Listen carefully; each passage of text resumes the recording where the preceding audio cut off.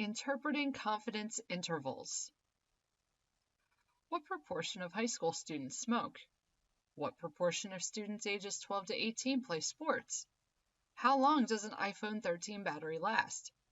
These are all questions that some people could want answers to. Is it possible to ask every high school student whether they smoke or not?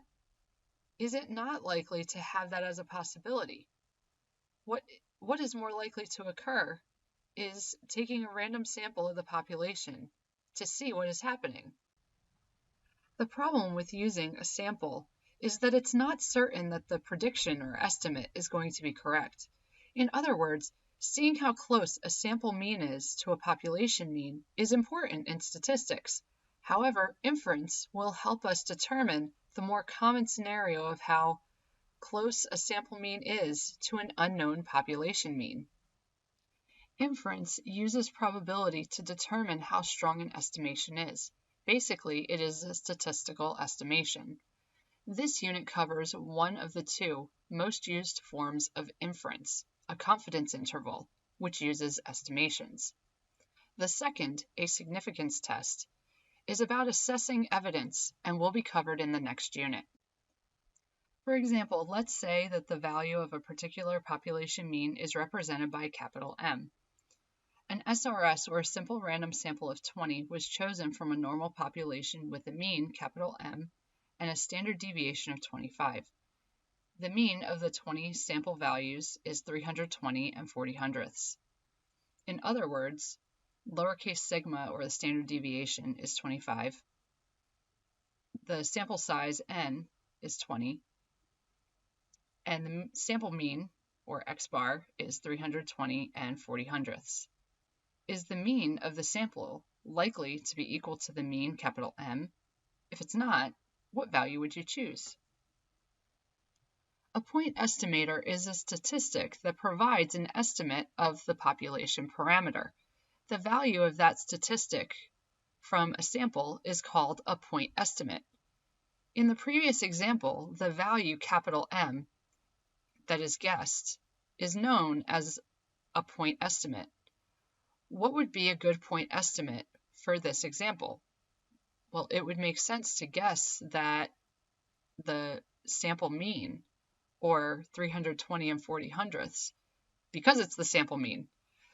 This means that the sample mean is used as a point estimator of the population mean. The parameter determines which point estimator will be used. For the mean, or mu, we would use the x bar mean, or the sample mean. For variance, we would end up using the sample variance, or s squared. For a proportion, we would end up using the sample proportion, or p hat. But how do you know what would be an ideal point estimator? It really depends on the parameter that's given. Below are two examples. Choose which point estimate to use: the sample proportion, p hat, or the sample mean, x bar.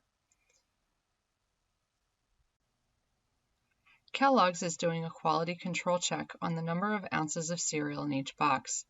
They select an SRS, or a simple random sample, of 100 boxes from a production run. Would the sample proportion, or the sample mean, be the best point estimator to use? Well, because this one is a quantitative value, or it's measuring quantitative values, the sample mean would be best. Again, it's quantitative. Now let's look at the next one. What proportion of high school students smoke? Well, this is more of a categorical question, or how many students would fall into a category. So therefore, the sample proportion, or p hat, would be the best to use. In the following examples, determine what would be the ideal point estimator, and then find that point estimate value. Tariq wants to estimate the proportion of students in his school that will attend the school play. Out of a simple random sample, or an SRS, of 100 out of 1,250 students in the school, he finds out that 43 are attending. Let's begin by identifying important components of this problem. Out of a simple random sample of 100 students, out of the 1,250 students in the school, he finds that 43 are attending. So the simple random sample is out of 100, and 43 people in that sample are attending the school play. These values tell us that the ideal point estimator for this situation would be the sample proportion, or p hat. And the simple random sample of 100 yielded 43 people attending, and therefore p hat would be 43 divided by 100, or 43 hundredths. The results indicate that the sample proportion of students attending the school play is 43 hundredths. Now let's try another example. Loggerhead sea turtles nest their eggs on various beaches in South Carolina. A researcher wants to know about how many eggs are laid in each nest. They selected a simple random sample, or an SRS, of 40 different turtle nests. The results are shown in the stem and leaf plot below. What would be the ideal point estimator, and then find its value? Well, in this problem, because we have more quantitative data, we're going to end up using the sample mean.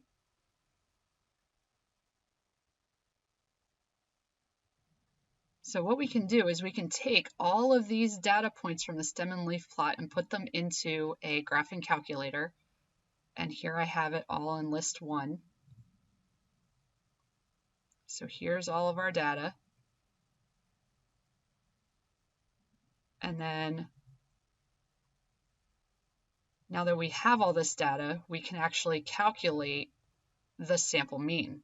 So if I go to stat and then calculate, this mean is a type of one variable statistic. So I'll choose option 1, and I want it from list 1, and we can calculate it.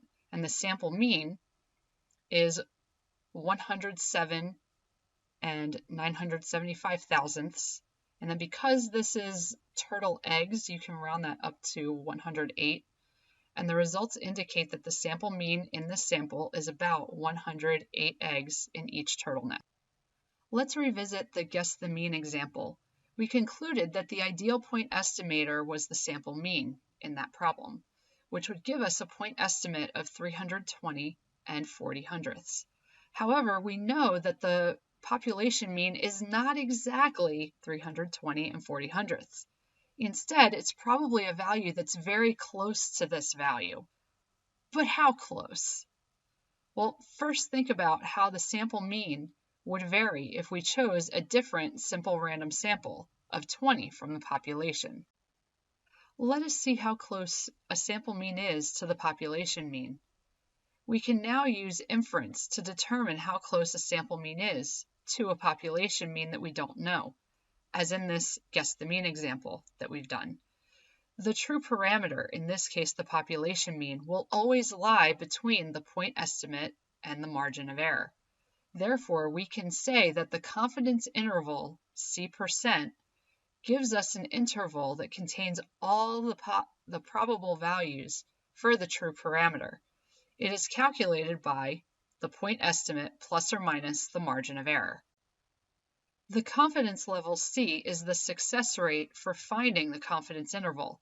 The terminology used is we are C% confident that the actual parameter lies between the interval from blank to blank, where blank values are found from the formula point estimate plus or minus margin of error. For example, to say we are 95% confident is another way of saying if many samples of the same size were taken from a larger population, about 95% of them would have an interval that contains the actual parameter. Confidence intervals chosen are usually greater than 90%, and the most common level is 95%. Now, some of you may be asking, why are they using 90% or 95% confidence rates? Why not 100%?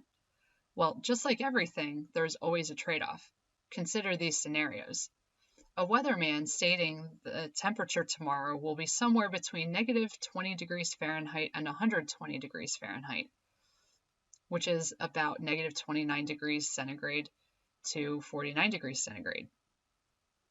And the second scenario, a teacher expecting the scores of a test to be between 0% and 100%. Well, the larger the interval, the greater the confidence. And these spans or these ranges of temperatures or scores are way too wide.